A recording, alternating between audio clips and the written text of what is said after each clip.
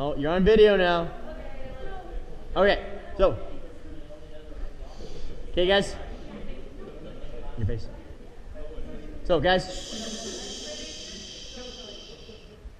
Ethan, go get your glasses. Okay, so guys, we're doing a demo on the table saw. So, before you use the machine, guys, Ryan, face me. Before you use the machine, what is the first thing you need to do? No, what's the first thing you need to do? Wear the appropriate gear. So you need what? Safety glasses. What else? Ear protection. Okay. So I got earmuffs, earplugs. James, can you stand up, please? Okay. Now what about what you're wearing? Nope. So tuck in loose clothes. Tie your hair back. If you have long sleeves, roll up your sleeves.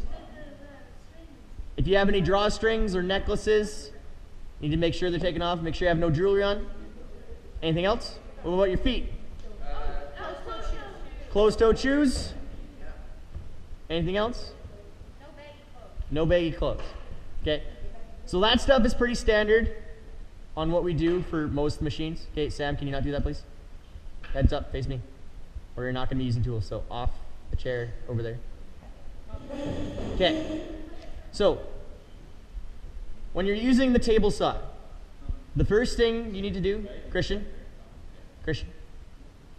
the first thing you need to do is your piece of wood has to be bigger than 12 inches. If it's not bigger than 12 inches, you need to use a different machine to cut, okay? So, you need to make sure it's 12 inches long. When you're going to the machine, there's a few things you need to make sure that are in working order. So one, you want to make sure that the blade guard comes down, works properly. So why do you think the blade guard's important? So what was that, Oscar? Yeah, so it protects you in case you get too close to the blade, okay?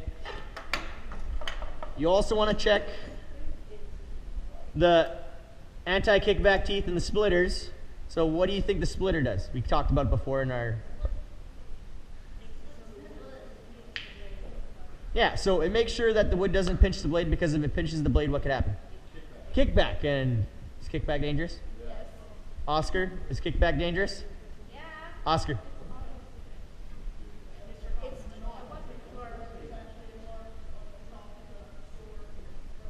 Yeah, so kickback has happened in the shop, so you need to watch out for that. So anti-kickback teeth, based on the name, what do you think it prevents? Kickback. So if kickback does happen, what happens is as your project is going through, the teeth grab it so it can't pull out like that. So it only works some of the time, not all the time. Okay? So you need to make sure those things are in working order. Now, with your piece of wood, do you think it's safe for me to cut this right now with how high the blade is? Totally. No. So how much do you have to drop the blade? So until one tooth is showing, or about 1/4 of an inch, or about 5 millimeters. So you want to set this up so that just the tooth is showing, which is roughly 1/4 inch. So, guys, girls, so for example, if I'm making a cut and I accidentally get cut, if there's only a little bit sticking out, is it going to make a really bad cut? No.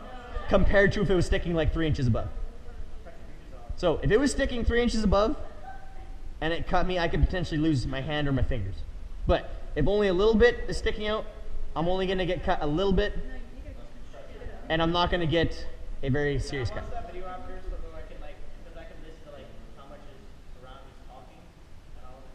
Yeah, we're going to check that out. Okay, so now,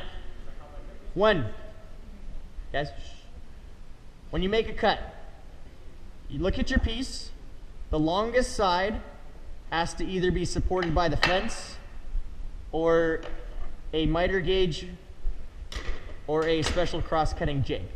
Okay, so do you guys remember what it's called if I'm cutting with the grain?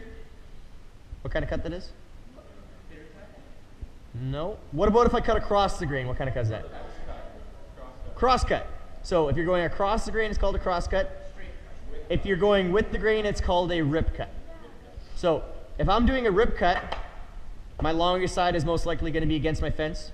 If I'm doing a cross cut, I'm either going to be using the miter gauge or one of the cross-cutting sleds we have on the wall. Okay. So when you use this, you want to make sure the fence is kind of pushed towards the table, because if you pull it out, it slides out of these grooves, which hold it in place, and then I'll usually have to come and fix it because usually the students can't figure it out. And depending on what kind of cut you make, you can use the ruler here to help assist you in how big a cut you can make, or you can use a tape measure and measure the distance between the fence and your blade, because some table saws don't have this, so you have to actually measure out the distances or they're not accurate. So when I'm standing, is there a proper way to stand at this machine? To the side. Why the side?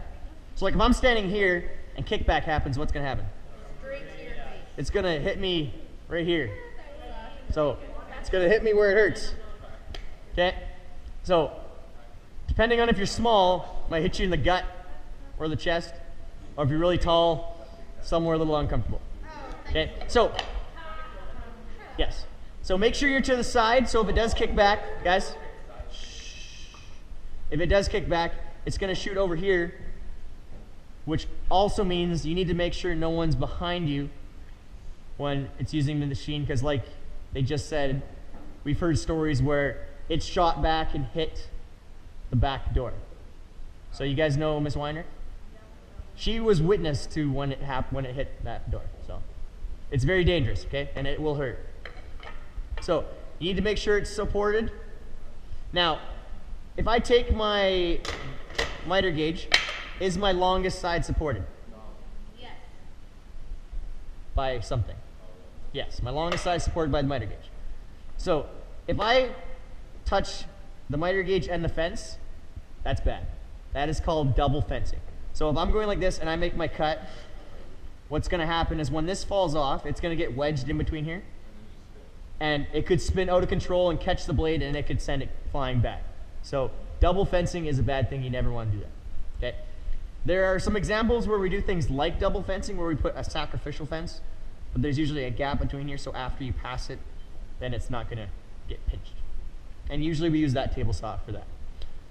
So when everything's good to go, if you can, make sure both blade guards are down, but sometimes you might have to have it set up where just one's down, depending on what kind of cut you're making. And with the table saw, do you guys know how far your fingers have to be away from the blade at all times? Not just the red thing. Not 6. Nope. 4. 4 inches. So 4 inches is, let's see, so 4 inches is about that big. So if you get anywhere within 4 inches, so see this groove? This groove is 4 inches away.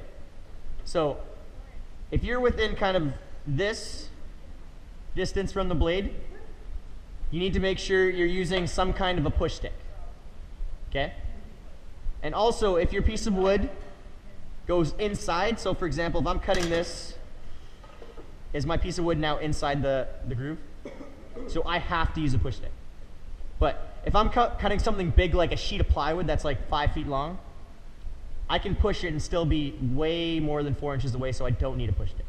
Okay? But in most cases, you guys will always need some kind of a push stick. Okay?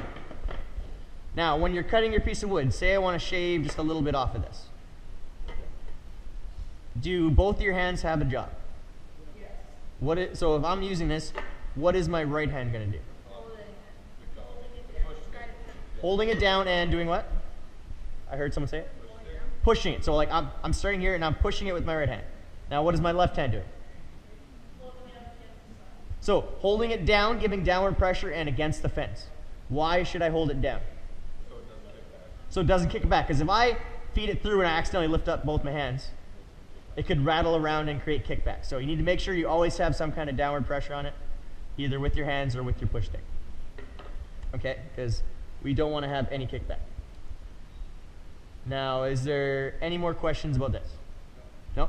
So make sure you have everything set in place. So now I'm going to make my cut. So now you can turn on the dust collection. And remember, you need eye protection, hearing protection, and then you're good to go.